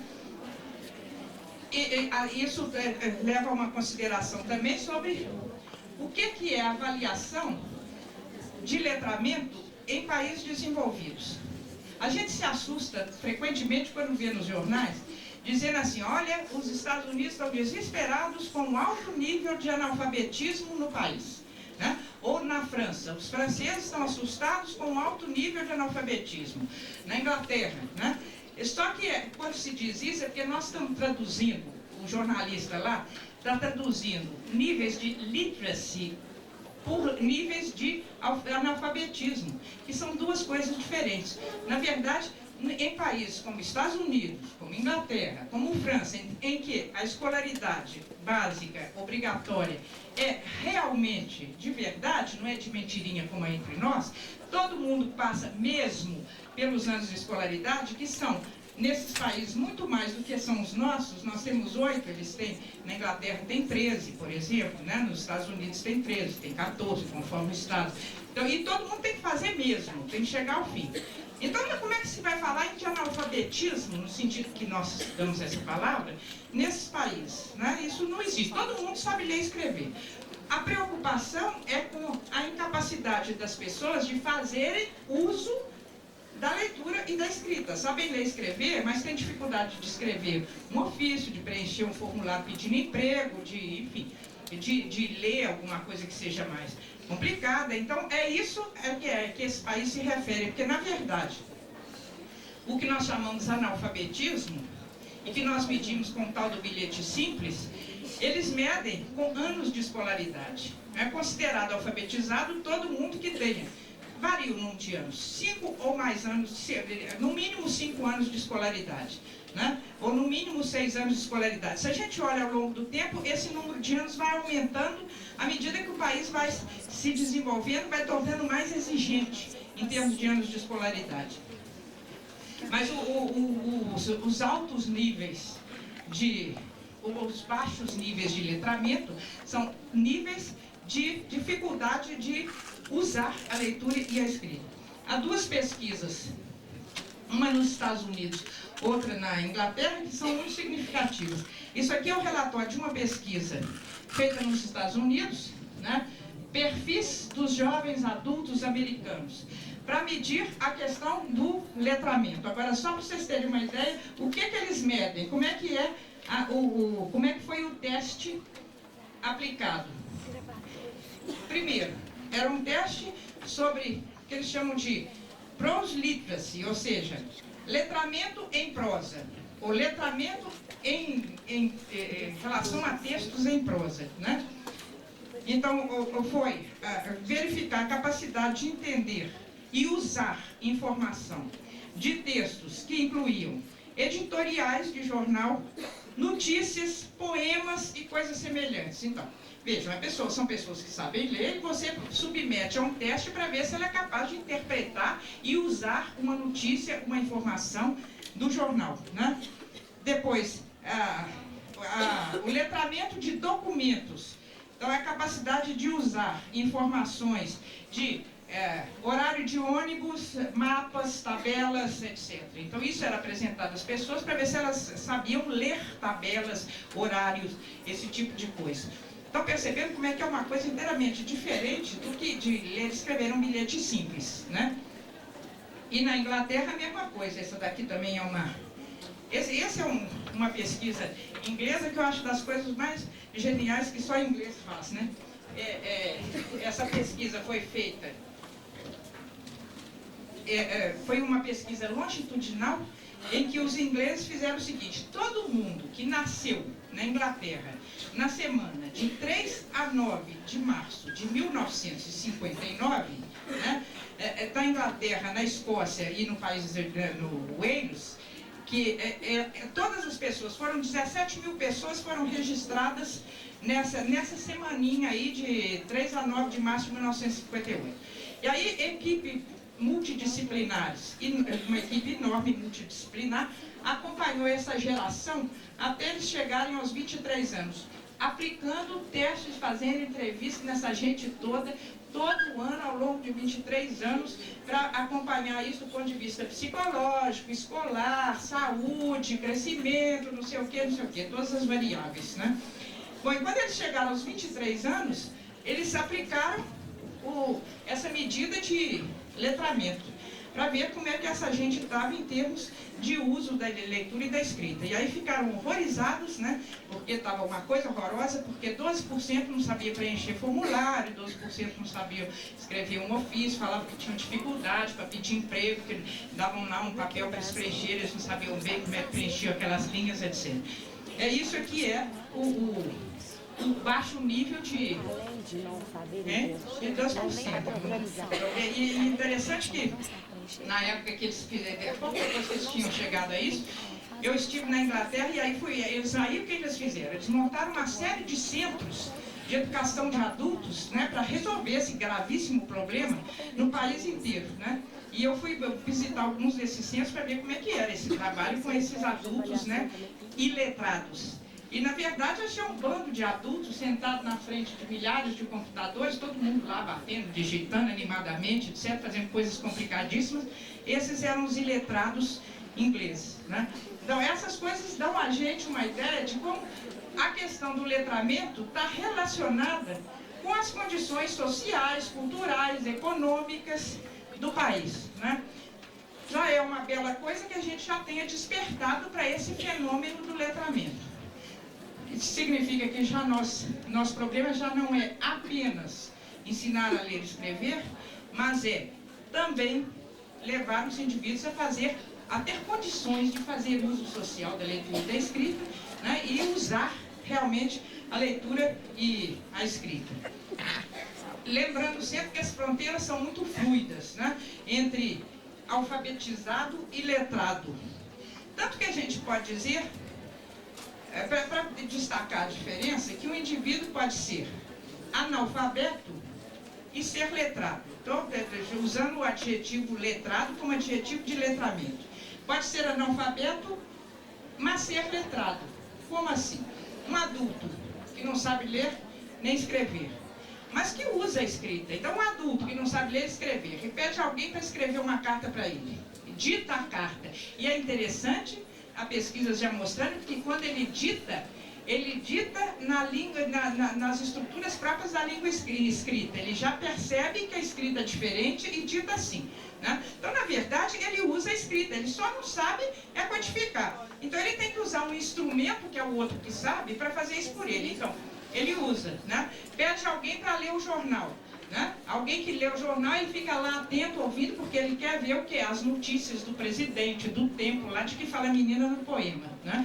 Então, ele é letrado. Pede alguém que está na rua e fala assim: o que está escrito ali naquela placa? Então, ele sabe que a escrita tem uma função e ele usa essa função suprindo a impossibilidade de usar pessoalmente, usando um outro como um instrumento, da mesma forma que a gente usa uma máquina de escrever, né? O outro serve para isso. A mesma coisa com a criança. A criança, antes de aprender a ler e escrever, uma criança que vive num meio letrado, de letramento, né, tem convivência com o livro, que pega um livro de história e finge que está lendo a história, e quando ela finge que está lendo, ela lê usando a linguagem própria da escrita, as estruturas da escrita. Ela é analfabeta, digamos assim, se é que se pode chamar uma criança de analfabeta antes de aprender a ler e escrever. É analfabeta, mas é letrada. né? E o contrário, que é pior, né? É o indivíduo ser alfabetizado e não ser letrado, que é a grande maioria. O indivíduo sabe ler e escrever, mas ele não faz uso da leitura e da escrita. Ele não lê, ele não escreve, ele não sabe ler, ele não sabe escrever, ele não sabe interpretar um texto, pegar o sentido de um texto, ele não sabe escrever um bilhete que seja, um telegrama, né? Então ele é alfabetizado, mas ele não é letrado. Vocês percebem as dificuldades para terminar com uma dificuldade, né? Quem ou foi meu aluno aqui, sabe que eu gosto sempre de terminar, eu sempre termino as aulas com a seguinte pergunta: está suficientemente confuso para que a gente possa terminar? Eu herdei de um colega meu lá de Campinas, achei muito bem posto, né? Você tem que terminar qualquer conferência, aula, deixando as pessoas confusas, porque se todo mundo fica com as coisas muito acomodadas no lugar, a gente não chega lá a lugar nenhum, né? Então, para ficar suficientemente confuso, para a gente poder terminar, é pensar as consequências de tudo isso para a escola. Tanto para a escola que trabalha com leitura e escrita com a criança, como os programas de alfabetização ou de letramento de adultos, né? Está no Jornal Nacional. Hein? Está no Jornal Nacional da que é pensar o que significa alfabetizar, né? O que significa letrar as pessoas? Qual é a diferença entre uma coisa e outra, né? Quais são as condições para que você realmente torne o aprender a ler e escrever alguma coisa que tenha sentido para as pessoas? Que é não só atuar na área de ensinar a ler e escrever, mas é sobretudo atuar na área das condições sociais de dar acesso à leitura e à escrita, né? O que você nos diz das nossas cartinhas? Lá vem o C. Por que o MEC, a FAI, né, aprova tantas cartilhas, né? Bom, vocês ouviram a pergunta que ela fez? Ela fez uma pergunta a respeito das cartilhas, né? Não é nenhuma pergunta.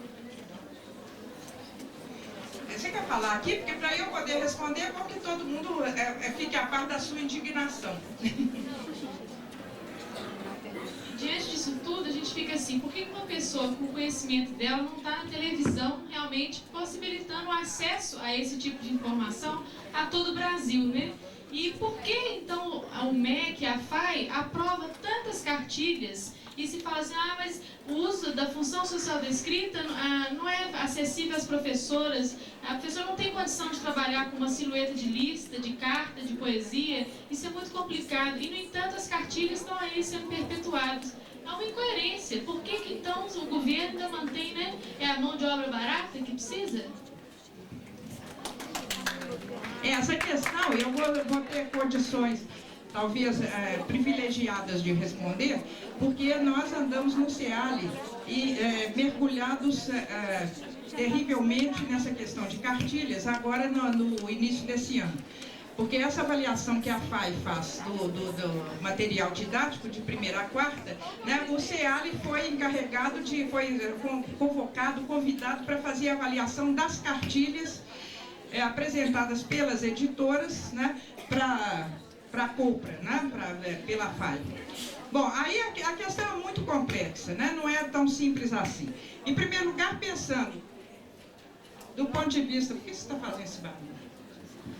Pensando desse ponto de vista que nos interessa, que é de alfabetização e letramento, né, na verdade, você tem a grande maioria das cartilhas que pensam nessa primeira estrofe aí do poema da menina, né? Que é você sair pendurando sons em ganchos, que são as letras, que é uma aprendizagem do codificar e do decodificar, sem que haja nenhuma preocupação com o ambiente de letramento. Eu disse numa certa altura, e disse que a gente voltaria a isso, volta agora, né? Que quando a gente distingue o conceito que está na língua de alfabetização e de letramento, isso não quer dizer que venha uma coisa antes da outra, né? Que você primeiro alfabetiza para depois letrar, né? Não quer dizer isso. É preciso fazer a distinção das duas coisas, porque a língua faz a distinção das duas coisas. Quando a gente fala alfabetização, qualquer pessoa, da área específica ou não, pensa em ensinar a ler e escrever. Né? E quando a criança pega qualquer pedaço de coisa e lê lá, fala assim, ó, já sabe ler, né? E escreve lá uma frase, fala, ó, já sabe escrever. Tá certo, sabe ler sim e sabe escrever, mas não está letrado, está alfabetizado. Então, é a diferença entre alfabetização e letramento, que é quando a criança, de livre, espontânea vontade, vai lá buscar o livro para ler, lê a história, gosta da história, conta a história para os outros, chama a atenção dos pais, olha aqui que legal essa história, né? Entende a história, escreve, compra um caderninho para fazer diário, etc. Então, aí a criança está se letrando, né? Está entrando no letramento.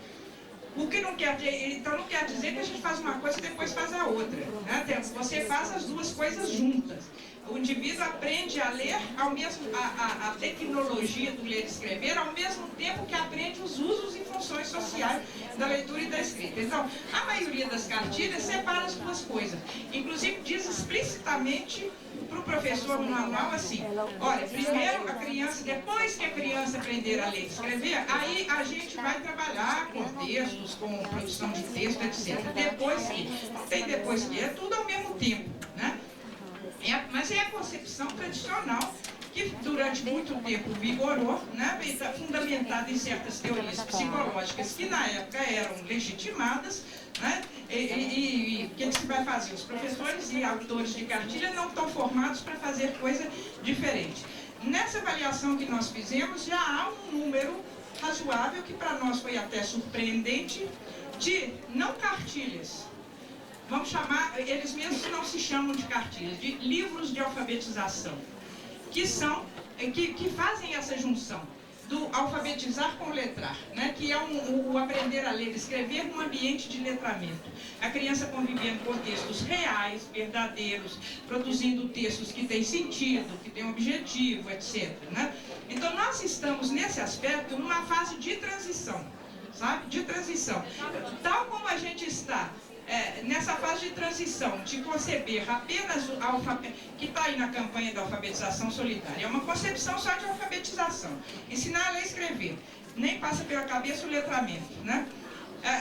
Nós começamos a estar na escola com essa concepção de fazer da alfabetização uma entrada no letramento.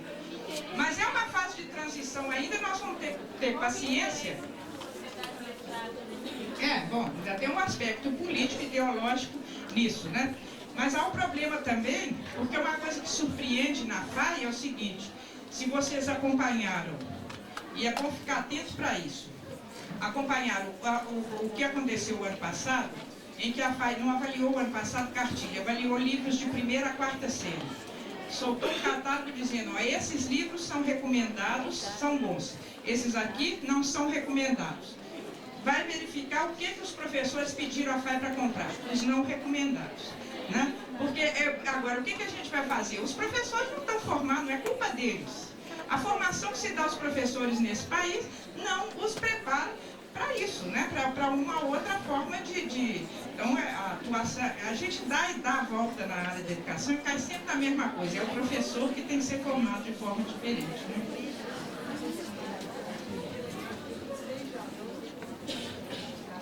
Nós temos previsto um CIAL debate sobre isso, que é a cartilha, em que a gente vai ter a oportunidade pretende expor essa nossa experiência, que nós transformamos esse processo de avaliação em cartilhas, um processo realmente de pesquisa a respeito de cartilhas. Nós estamos com vários resultados interessantes sobre isso, que vão ser expostos no dia 26 de agosto. Vai ser o primeiro CIAL de debate do 2º semestre. Bom, nós já estamos na fase das perguntas. Havia alguém ali que queria perguntar, mas eu não sei se ainda está ali a pessoa. Eu acabei na falação.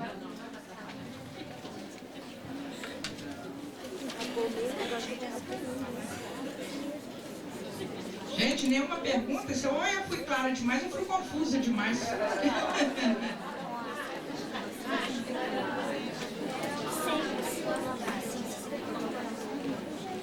Eu gostaria gostaria de saber a respeito do cego. Quando você contou aquele caso ali de um adulto não alfabetizado que escreve, que pede para que alguém escreva para ele, aí eu fiquei aqui pensando num cego que me pede para ler o jornal para ele e conhece tudo sobre política, econômica, social do país, a situação, e não sabe assinar o nome dele. Para ele assinar, ele é a impressão digital. Não consegue ler também, não escreve. Então, esse cego é letrado. É um exemplo claro de alguém que é letrado, embora sendo analfabeto, né? Se não sabe ler e escrever, mas usa a leitura e a escrita, né? O que é comum na situação dos cegos. Nós já tivemos alunos aqui no nosso programa de pós-graduação, alunos cegos que foi dos mais brilhantes que nós tivemos, conhecimento de toda a literatura que não estava em braille, né, mas de toda a literatura e dominava tranquilamente, porque é uma pessoa letrada, né? Embora não soubesse ler e escrever, pelo menos alfabeticamente, escrevia e lia em braille, mas não tinha acesso à literatura através disso, né? Gostaria que você falasse um pouquinho mais de como que a gente pode alfabetizar letrando. Pega o microfone aqui, ó, por favor. Só que tá gravando. Eu gostaria que a senhora falasse mais um pouquinho de como nós podemos alfabetizar letrando. Eu gostaria também de saber qual que é a concepção de educação que norteia essa linha do letramento. Se é a sociolinguística, se é a psicolinguística. Obrigada. Bom, primeiro vou começar pelo fim, né? Na verdade, essa concepção, vocês veem que essa concepção, eu disse que letramento surge quando surge um fenômeno novo. Mas é um fenômeno novo sobre vários pontos de vista. Quer dizer, primeiro do ponto de vista do próprio estágio social e cultural do país, né? Você vê, no começo do século, nem menos que isso, há 2 décadas atrás, 3 décadas atrás, nem nos passava pela cabeça essa questão de letramento. A questão era ensinar a escrever mesmo, codificar e decodificar. Então, depende de quê? À medida que, primeiro, o aspecto social e cultural, né? Que o país avança culturalmente, socialmente, né? A gente, embora nós ainda estejamos numa situação extremamente precária no que se refere a letramento, estamos, obviamente, bem melhores do que estávamos há algumas décadas atrás. Então, um dos aspectos, para responder a segunda parte da sua pergunta, é o desenvolvimento cultural e social. Segundo, é o desenvolvimento das ciências que fundamentam a educação em geral e, mais especificamente, as questões de leitura e escrita, de ensino, aprendizagem e leitura e escrita, né? Lembrando que quando eu respondi a ela sobre cartilha, de que as cartilhas eram como eram, né? E ainda são muito como são, não porque os autores são incompetentes, mas porque eles estão fundamentados em teorias psicológicas e psicolinguísticas que já foram, de certa forma, superadas, porque também a ciência avança e evolui, né? Alguma coisa que num determinado momento parecia a verdade, né? No momento seguinte já se mostrou que não é bem assim. Então, essas cartilhas se baseiam numa teoria associacionista ou behaviorista da aprendizagem, que as pessoas aprendem por repetição, por estímulo-resposta. Então, eu mando o menino escrever a letra A uma porção de vezes, até que eu considere que está bom, e se ele faz tudo bonitinho, ele recebe uma recompensa. Então, isso é que está subjacente às cartilhas. Mas não é nenhuma brincadeirinha, não. Uma teoria psicológica fundamentada cientificamente em pesquisa, em verificação experimental, etc., né? Bom, mas aí se começa a questionar. Não é bem assim que as pessoas aprendem. As pessoas aprendem construindo conhecimento, interação com objetos de conhecimento. Então, a psicolinguística trouxe para o momento, isso aí eu gosto sempre de chamar a atenção o seguinte: a gente não deve pensar que agora nós chegamos na verdade absoluta, né? Porque eu, que estou velha de guerra nessa história de educação, já passei por várias fases. Em cada uma delas a gente pensava assim: puxa vida, agora a gente entendeu como é que é, né? Agora a gente sabe como é que é. Aí daí, há umas décadas, a gente descobre que não era daquele jeito não, é de outro, né? E certamente nós vamos daqui a sei lá quanto tempo dizer, olha, essa coisa que nós estamos pensando agora que é a verdade com relação a preto, nós vamos saber que não é bem assim, porque a ciência está adiantando, está avançando, e novos paradigmas surgem e as coisas mudam, né? Então, o que a gente tem sempre que dizer, no atual momento, o que está visto como a melhor explicação de como os indivíduos aprendem é na linha do construtivismo, da psicologia genética, etc. Não sei o que vai ser daqui a algum tempo, certamente será outra coisa. Porque ao longo dos séculos, sempre uma coisa veio negando a anterior e um outro paradigma surge, né? Mas a atual teoria psicolinguística, a atual teoria da psicologia da aprendizagem, as atuais teorias linguísticas que estão fundamentando essa concepção de leitura e de escrita. Na verdade, o letramento está fundamentado em concepções novas de leitura e de escrita, do que é a leitura e do que é a escrita, né? Então, não dá para a gente aprofundar nisso aqui, né? Isso é outra conversa, todos esses fundamentos, etc., mas só para apontar quais são. Quanto à primeira parte, como é que a gente pode alfabetizar letrando, né? Ou alfabetizar inserindo a criança no letramento? É exatamente com base nessas teorias, né, de concepção de leitura, concepção de escrita, concepção de processo de aprendizagem, que se chega à conclusão que os indivíduos, no momento, se acredita que os indivíduos aprendem, a criança aprende interagindo com a leitura e a escrita. Não é aprendendo primeiro uma tecnologia, né, de desenhar letra, de transformar fonema em grafema, grafema em fonema, não é assim, mas entrando no mundo do letramento, convivendo com os objetos reais de leitura e de escrita que estão no mundo à volta. E daí, então, como a criança, em vez de estar lá aprendendo a sílaba, juntar sílabas, né? E depois, para formar palavras, juntar palavra para formar frase, etc., que é irreal, não é isso que acontece na sociedade, ela vai aprender a ler e escrever convivendo com textos verdadeiros, né? E não com textos falsos, montados falsamente, propositadamente para ela aprender a ler e escrever. Tentando escrever textos, tentando escrever textos reais, né? Mesmo que ela não saiba escrever, ela vai tentar lá formas de escrever, e o professor vai trabalhar sobre essas formas de escrever, para ir conduzindo a criança à aprendizagem da leitura e da escrita.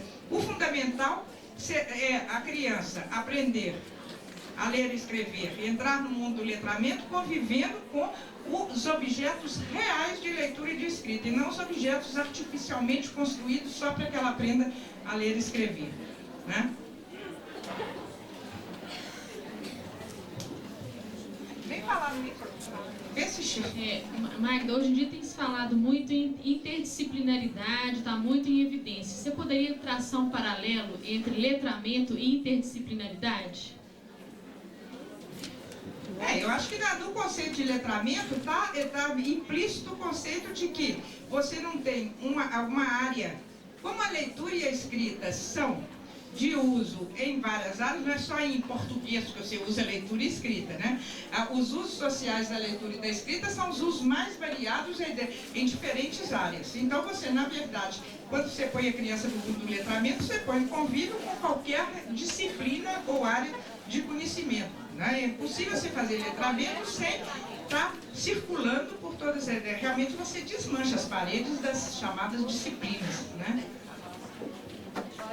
Vem cá, Dil, só aqui do microfone, a não ser que você fale bem alto.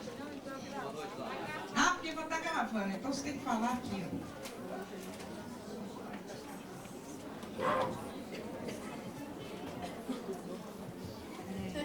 Só vai bem, né? Eu vou bem, Adil, se o senhor está bem. Magda, eu acho que seria oportuno, já que você está falando em letramento, que seria a continuação, né, todo o desenvolvimento do pós-alfabetização, que você comentasse o nível, as proposições, as características dos parâmetros curriculares nacionais que estão sendo propostos e que são uma continuidade, né, para a primeira a quarta. Eu acho que esse público que está aqui deve ouvir você a respeito dos parâmetros que estão propostos para o português, né, para a língua portuguesa. Ok? Se a Deus não serve, não, viu? Eu não sei se todo mundo aqui está a par dos benditos parâmetros curriculares. Quando eu usei o bendito, vocês já viram minha opinião a respeito, né? E ele está me provocando por isso, porque ele sabe qual é a minha opinião a respeito dos parâmetros curriculares que estão agora já na versão final e já vão ser distribuídos pelo país afora, né? Bom, é difícil falar isso em pouco tempo, né? E eu já estou imaginando que vocês já estão cansados, mas a questão dos parâmetros curriculares é exatamente porque isso que eu acabei de dizer quando eu estava respondendo a você, que a gente nunca tomar como verdade absoluta aquilo que se apresenta, parece ser a verdade do momento, é que está nos parâmetros curriculares, né? Os parâmetros curriculares não impõem aos professores desse país todo, né, uma certa orientação metodológica de alfabetização, de letramento, de ensino, de língua nas 4 primeiras séries, que me parece agredir a autonomia do professor, a liberdade do professor e, sobretudo, as reais condições do professor, de trabalho do professor nesse país, né?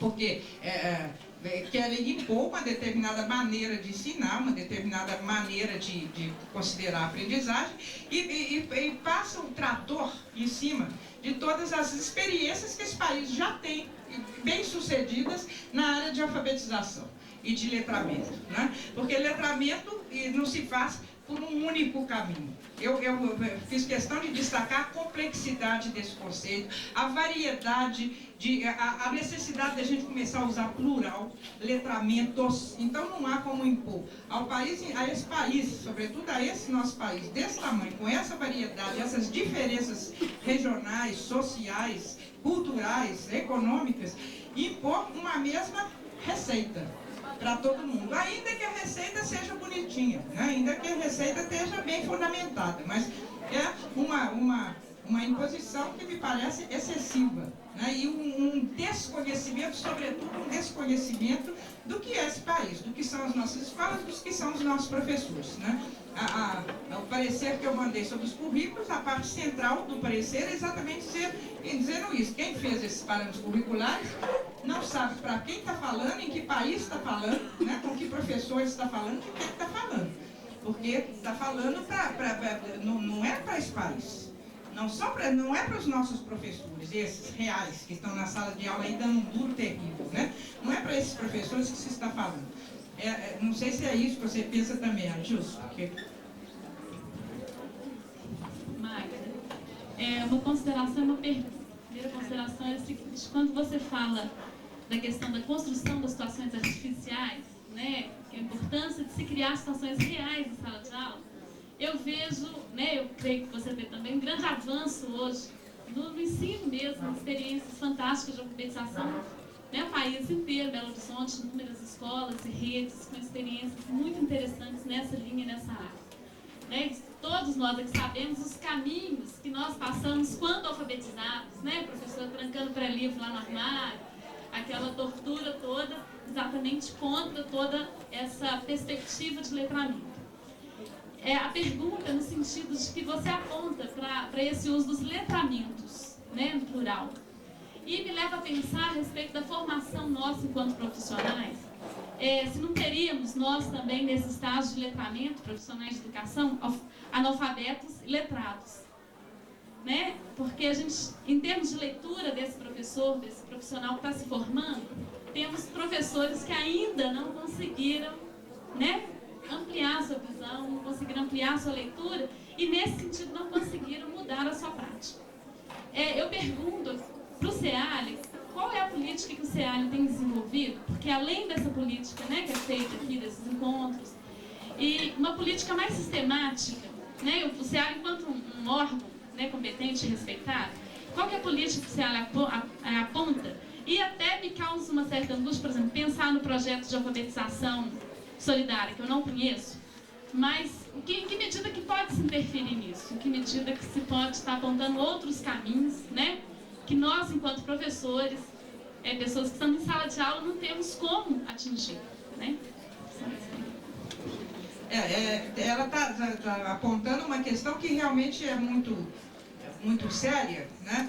E é uma linha de pesquisa que a gente está desenvolvendo muito intensamente no CEALI, que é exatamente, se você pensa que o professor, né, sobretudo na área de língua portuguesa, de ensino de leitura e escrita, ele é fundamentalmente um sujeito, ou uma sujeita, né, que vai colocar o indivíduo, o aluno, conduzir o aluno para o mundo do letramento.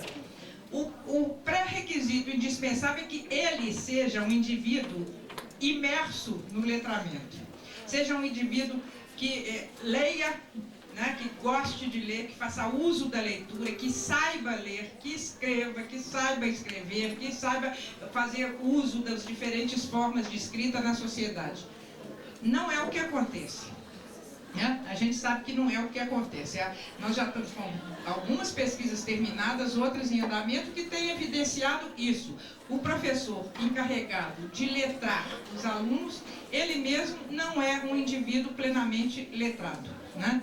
E é compreensível, não se pode acusá-lo de não ser, porque a maneira como os nossos professores são formados e as condições de trabalho que os nossos professores têm não permitem que eles fiquem imersos no mundo do letramento, né? Então, volta aquela ideia que eu considero que é fundamental. Sem condições sociais, culturais adequadas, econômicas adequadas, você não pode estar exigindo que os indivíduos sejam letrados, né? Se, como eu disse, para comprar uma revista Veja, é preciso renunciar a comprar um litro de leite, né? Então, nessas condições nesse país, você não pode acusar os professores de não serem leitores obsessivos como deveriam ser, né? As nossas pesquisas têm mostrado que os professores leem muito pouco, quase nada. Em geral, leem, digamos, não sei se o advérbio é próprio, não, mas leem inadequadamente, né? A forma de avaliar a leitura não é mais adequada, de interpretar a leitura. Então, e essa é uma área que se tem que atacar, né? De novo eu volto, e é por isso que o CEALI investe predominantemente, se não exclusivamente, na formação de professores na área de língua portuguesa, né? Porque aí está o nó, né? O nó está aí. É preciso letrar os professores para que eles possam letrar os seus alunos, né? Você tem toda a razão. Agora, eu faço questão sempre de chamar atenção para isso. Nós não temos o direito de culpabilizar os professores, porque são as condições de formação, de trabalho e as condições sociais e econômicas que impedem que isso aconteça, né?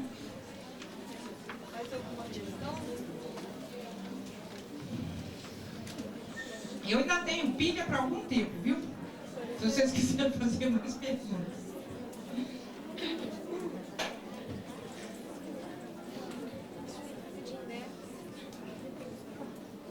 Uma questão também que às vezes me dá um pouquinho de dúvida é a seguinte questão. Quando a senhora colocou, né, a questão da diversidade textual para ser trabalhada na sala de aula e se trabalhando as diversas funções da leitura e da escrita, me veio uma dúvida.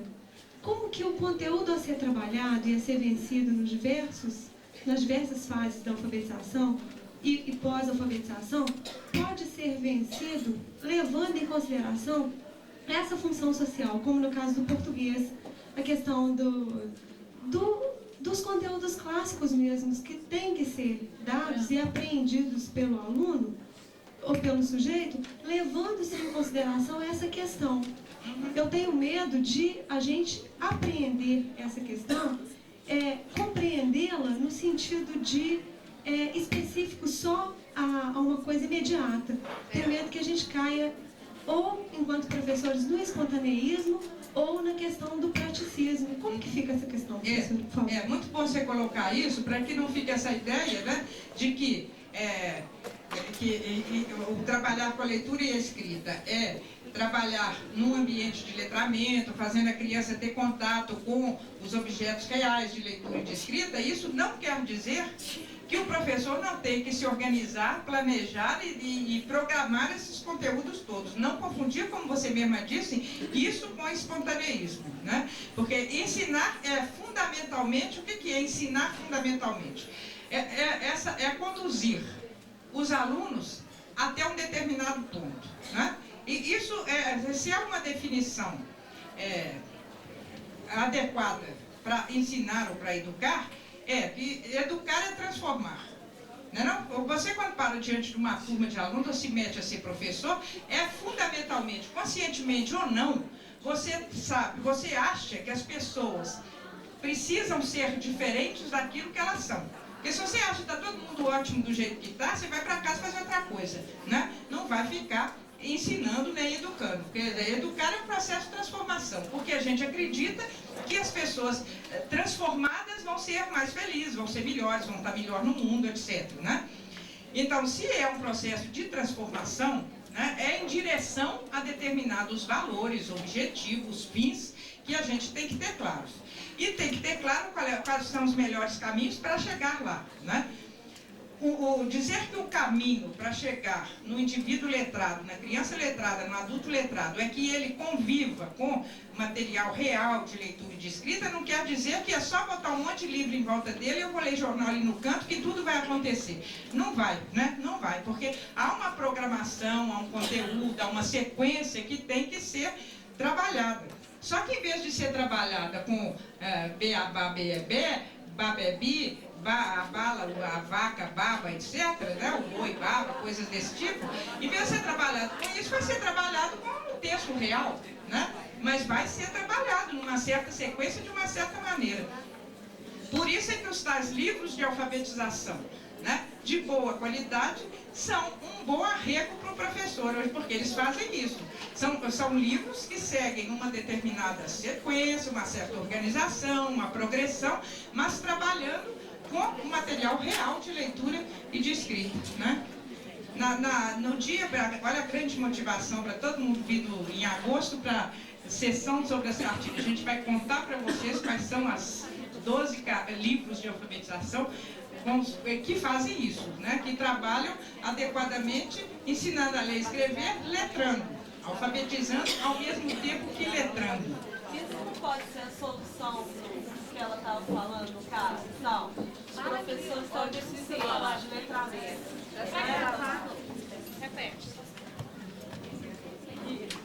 Isso que ela acabou de afirmar, se não pode ser a solução, no caso, para o problema que ela apontou ali, né, da deficiência de letramento dos professores, no caso de ter um livro didático que possibilite isso, inclusive para eles também, para os próprios professores, né?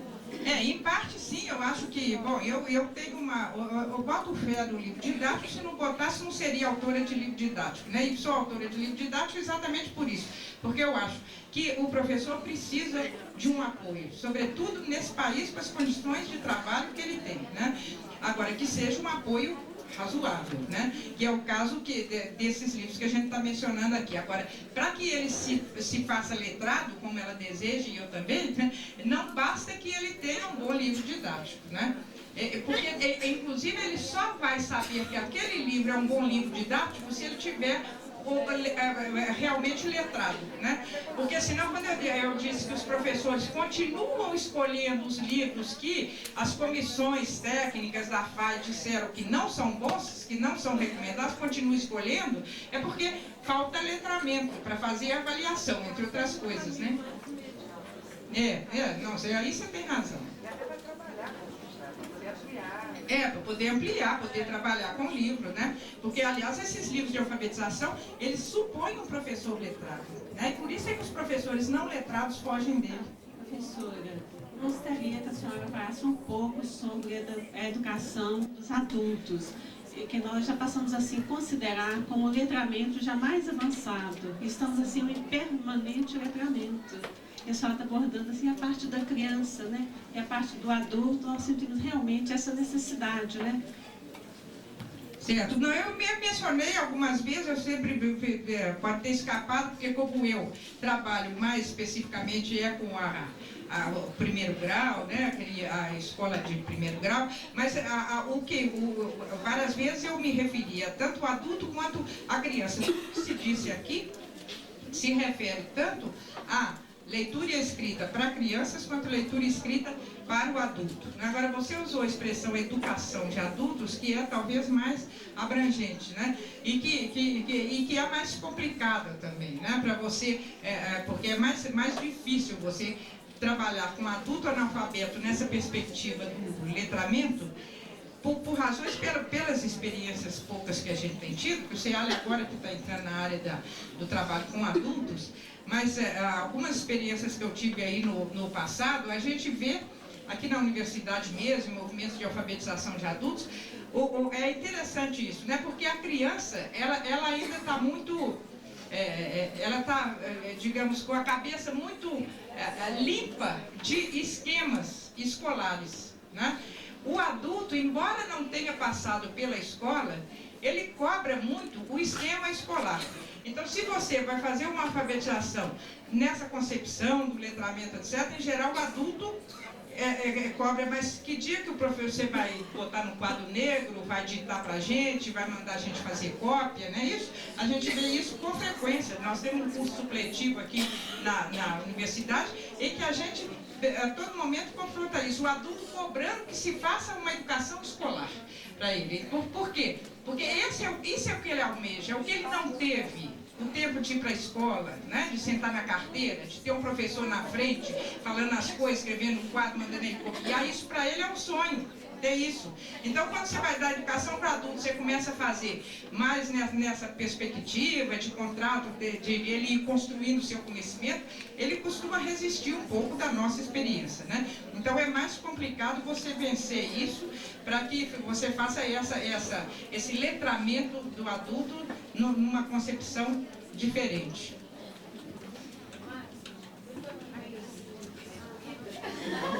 Você se excluiu, nós não te excluímos, não. Você que vai para a janela. A população está grande demais. Eu gostaria de te fazer uma pergunta, que é a seguinte, mas acho que dá para todo mundo ouvir isso. Não, mas é que está gravando. Eu acho que dá para falar um pouco alto, então acho que dá para... Eu gostaria, quais seriam as nossas perspectivas dentro disso? Eu não sou apegada também a propostas curriculares feitas aí, não sou de apoio.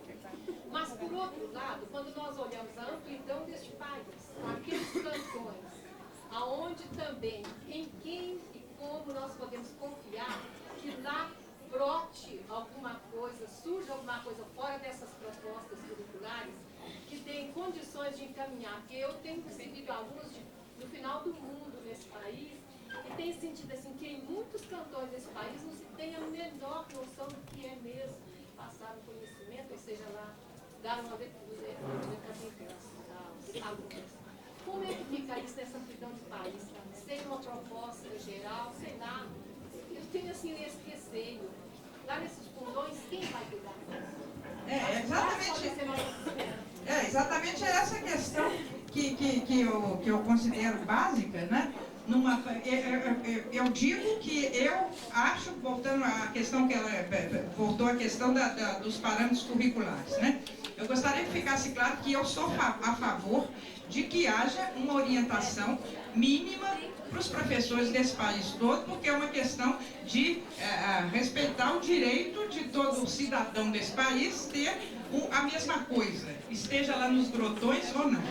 Né? Mas isso não significa que se faça o que se fez, né? de uma proposta que a grande maioria dos professores não vai nem entender. Né? Porque parece que foi feita para ninguém entender, né? Para os professores não entenderem. Se nem avaliar os livros didáticos eles estão dando conta, né? Porque não foram formados para isso, quanto mais esses benditos parâmetros curriculares.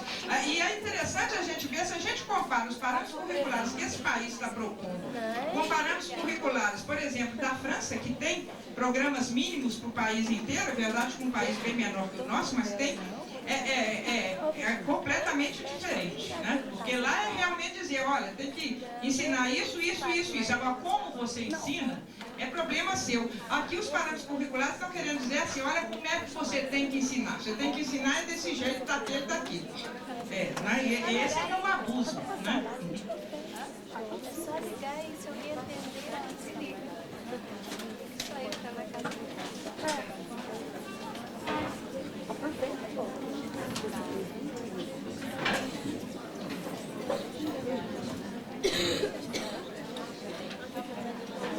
Marcos, não é uma pergunta, não, mas uma observação. Até com uma certa humildade, um pouquinho até de receio que eu coloco. No início, quando você estava definindo o termo, você falou assim, eu não sei se vocês já ouviram, assim, de algum outro país que esteja falando disso, mas eu não ouvi, eu levantei a mão assim um pouquinho. A primeira vez que eu vi essa palavra livramento, eu não sei se foi em 93 ou 94, mas na revista Nova Escola, um professor francês, não sei se o professor estava ligado ao Departamento de Educação na França, que veio fazer uma série de palestras aqui. E a entrevista dele foi publicada em 2 números. E é interessante que se aproxima muito do conceito que você, de uma certa forma, inventou, né? E na hora que você mostrou o livro francês, eu fui tentando observar se era o mesmo, eu não me lembro do professor. Deve estar entre 93 ou 94. 93 e 94. Talvez. Saiu seguidamente 2 revistas, uma entrevista mais ou menos com uns 40, 50 perguntas. Em que revista, você se lembra? Nova Escola. Não é, você não está se referindo ao Fulcambert que teve aqui nessa época e falou não de letramento, mas de leiturização? Mas a palavra letramento, se não me engano, não posso afirmar, aparece. Acho que chamou a atenção por isso. Mas já foi depois da Americato, foi depois da... Bem depois. Eu não lembrava o nome, não queria falar errado, mas Fulcambert mesmo. Eu lembrei de um Ber, mas não lembrava do nome. Esse mesmo, então você conhece.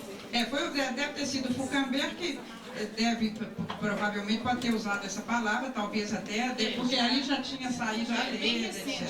Mas o que o Fulcambert, sobretudo, introduziu entre nós foi leiturização, coisa de que, aliás, eu não gosto muito não, mas enfim, vocês já estão cansados, não vão começar a brigar com a leiturização também, né? Podemos encerrar, gente? Porque eu acho que agora vocês já estão cansados. Desculpe se eu cansei vocês muito, eu sou realmente muito falante, viu? Mas espero